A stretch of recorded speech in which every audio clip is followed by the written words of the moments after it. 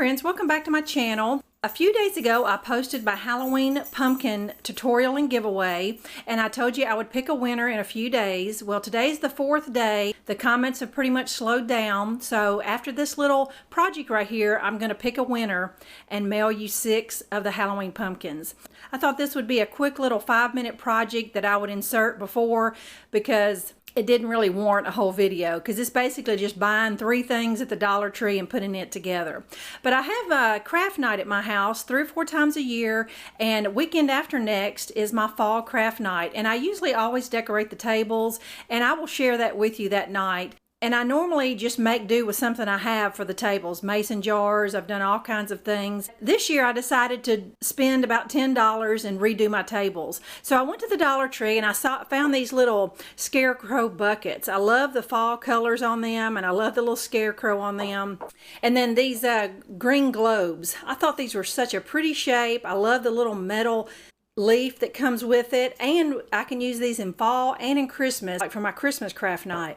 Plan is to flip these little buckets over. I'm gonna have to pry off the little scarecrow and turn it back the other way so it won't be upside down. And I really don't want to attach my globe to the bucket, because like I said, I want to use these globes or maybe even paint the bucket later. I just want to show you I was able to get all the scarecrow heads off, and this is what your bucket will look like. I don't know how they spray the bucket with the scarecrow face on there, but somehow or another they do. So I just took a little dauber and just put a little gold paint on there, so that when I put my scarecrow back, it will kind of look like it was supposed to just have a little frame around it. No one will never know the difference. So I'm going to go ahead and sponge these 2 little spots, and then I'll be ready to put my globe on.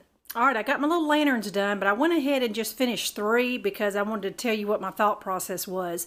Now this one is just plain. The globe on top of the bucket. This one right here is just with some jute twine tied around there. And then this is the one with the fall flowers. That was my original idea, was to hot glue fall flowers all around there.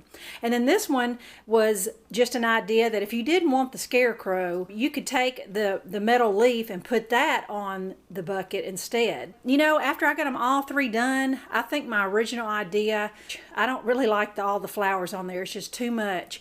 I think for my craft night, I'm going to do just like this one and just put the jute twine around there, because our little tables are going to be so full of supplies and everything that this right here will be just fine. So I went ahead and finished this one so I could show you. I mean, and I like the flowers, but it's just too much. This is my craft night centerpiece with the jute twine, and you'll be seeing these in a couple weeks when I share my craft night setup.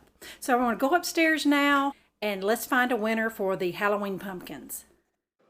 Alright, I went to the website commentpicker.com. I entered the video URL and hit the start button, and it generated the winner, Mary Peckham.